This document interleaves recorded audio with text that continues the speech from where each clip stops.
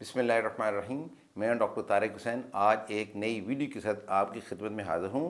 آج کی ویڈیو ہے بریسٹ کینسر سے کیسے بچیں، چھاتی کا جو کینسر ہے اسے بچنا کیسے ہے اور یہ ہونے ہی نہ پائے۔ اسی چینل کی پلے لسٹ میں بریسٹ کینسر سے کیسے بچیں اس بارے میں 7 ویڈیوز ڈالی گئی ہیں، اپلوڈ ہیں۔ آپ پلے لسٹ میں جا کر ان کو غور سے سنیں، اور یہ خاص طور ان خواتین کے لیے ہے جن کو ابھی چھاتی کا کینسر نہیں ہوا، اور ان خواتین کے لیے ہے جن کی فیملی ہسٹری میں چھاتی کا کینسر چلتا آ رہا ہے، ان کو ہے، ان کی ماں کو ہے، ان کے نانی کو ہے، ان کی خالہ کو ہے، وغیرہ وغیرہ۔ اور جو خواتین صحت مند ہیں ان کو ہی یہ تاکید کی جاتی ہے کہ ان تمام ویڈیو کو غور سے سنیں تاکہ وہ اس موذی مرض سے بچ سکیں۔ پاکستان میں ایک اندازے کے مطابق ہر 9 میں سے 1 خاتون اس مرض میں مبتلا ہے۔ یہ کوئی اعلیٰ بات نہیں ہے کہ بیماری کے روکنے کی کوئی تدابیر اختیار ہی نہ کی جائیں، اور اس بیماری سے بچنے کے لیے اس کے متعلقہ جو رسک فیکٹر ہیں اس کی کوئی آگاہی مہم ہی نہ چلائی جائے، صرف بیماری کی جلد تشخیص کی مہم چلائی جائے۔ آج کا یہ جو اکتوبر کا مہینہ ہے، یہ ہر سال پوری دنیا میں بریسٹ کینسر کی آگاہی کا مہینہ ہے، اور سوشل میڈیا پہ اور ڈیفرنٹ جگہ پہ آپ دیکھ رہے ہیں یہ جو آگاہی مہم چل رہی ہے اس کا مین پرپز کیا ہے کہ ارلی ڈیٹیکشن ہو جائے، جلد تشخیص ہو جائے۔ بھی بالکل اچھا ہے، یہ آلسو رائٹ، اور تاکہ مریض بڑے بڑے آپریشن سے بچ جائے۔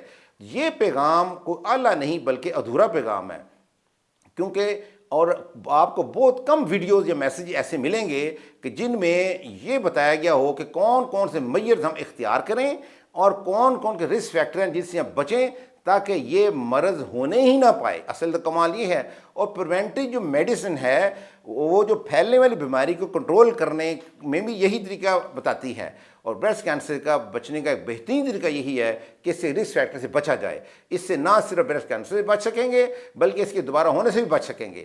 کسی بھی بیماری سے بچنے کا پہلا بنیادی اصول بھی یہی ہے، وہ عوامل جن سے وہ بیماری ہو رہی ہے ان سے بچا جائے۔ اور پریونٹیو میڈیسن کا یہ اصول جن جن ممالک میں جن جگہوں پہ مؤثر ہے وہاں یہ بیماریاں بہت کم ہیں۔ چھاتی کا کینسر ریئرلی کسی ایک رسک فیکٹر سے یا ایونٹ سے ہوتا ہے، تاہم فیمیل میں بہت ساری وجوہات جو ہیں رسک فیکٹرز ہیں ان میں ایسٹروجن کی ایکسیس پائی گئی ہے، یعنی مختلف رسک فیکٹرز جو بیماریاں چھاتی کینسر کاز کر رہی ہیں، الٹیمیٹلی وہ جسم میں ایسٹروجن کا لیول بڑھا کر ہی بریسٹ کینسر کار کر رہی ہیں، اور جسم کے اندر ایکسیس ایسٹروجن لیول سے اوائڈ کر کے ہم ان رسک فیکٹر سے جو بریسٹ کینسر کا وجہ بن رہے ہیں اور ہم اس موذی مرض سے بچ سکتے ہیں۔ اور یہ جو بڑا ہوا لیول ہے خون کے اندر ایسٹروجن کی زیادتی کا، اس کو ایسٹروجن ڈومیننس کہتے ہیں۔ ایسٹروجن ڈومیننس کے بارے میں بھی اس چینل پہ جو پلے لسٹ میں وہاں جائیں گے آپ کو پوری ایک ویڈیو مل جائے گی کہ ایسٹروجن ڈومیننٹ کیا چیز ہے اور یہ کیسے ہوتا ہے۔ اور ماہرین کا اس بات پہ اتفاق ہے کہ بریسٹ کینسر کی وجوہات میں تقریباً 80% وجوہات انوائرمنٹل ہیں، اور یہ انوائرمنٹل فیکٹر جو ہیں، انوائرمنٹل وجوہات ہیں، ان کی تفصیل جاننے کے لیے ان پلے لسٹ میں آپ کو جانا پڑے گا اسی چینل کی، اور وہاں سنیں تاکہ ان سے اوائڈ کیا جائے اور اس بریسٹ کینسر سے بچا جائے۔ اور 20% کازز ہیں جو جینیٹک ہیں، یعنی وہ نسل میں چلتی ہیں، ہیریڈیٹری چلتی ہیں، والدہ کو ہے، ماں کو ہے، نانی کو ہے، خالہ کو ہے، پھوپھی کو ہے، ایسے۔